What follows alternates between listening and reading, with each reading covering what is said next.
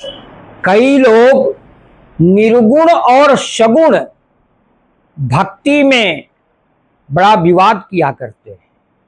कोई कहता है सगुण भक्ति श्रेष्ठ है, कोई कहता है निर्गुण भक्ति श्रेष्ठ है। देखिए, बात समझने की है, दोनों एक ही चीज है, दोनों राहें एक ही मंजिल को पहुंचाती हैं जीव को। अंतर इतना है, सगुण और साकार रूप जो भगवान का होता है वो सीमित होता है। भगवान को कोई सीमा में नहीं बांध सकता। निर्गुण रूप भगवान का व्यापक है, असीमित है।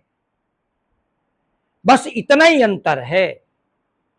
उपासक को दोनों प्रकार, जो निर्गुण ब्रह्म की उपासना कर रहा है और जो सगुण ब्रह्म की उपासना कर रहा है, उसकी यात्रा एक ही जगह पर जाकर समाप्त होती है।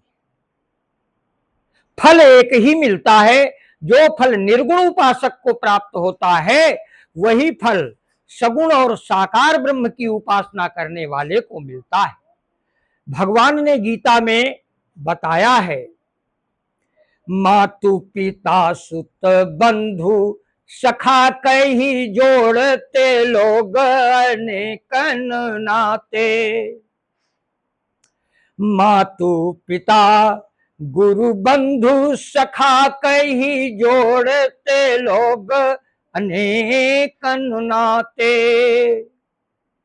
बालक जानी सुलाते पलना ठाकुर जानी के भोग लगाते।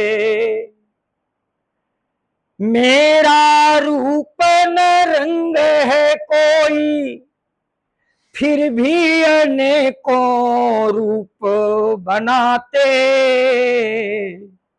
और जो मुझको जिस भाव से ध्याते, वो मुझको उस रूप में पाते। गोकुल में गोलोक के वासी गोपियां बन मेरे पीछे आते। पार्थ सारथी बन जाता हूँ, नेह का नाता निभाते निभाते। निर्गुण उपासना में भी प्रेम प्रधान है, सगुण साकार ब्रह्म की उपासना में भी प्रेम प्रधान है। दोनों की उपासना में प्रेम प्रधान है। दोनों मार्ग एक ही जगह पर पहुंचाते हैं, भगवान के धाम को पहुंचाते हैं, भगवान के चरणों तक भक्त को खींच कर ले जाते हैं।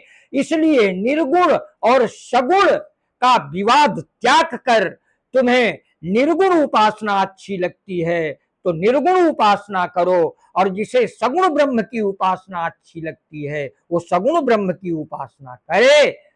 फल एक ही प्राप्त होना है।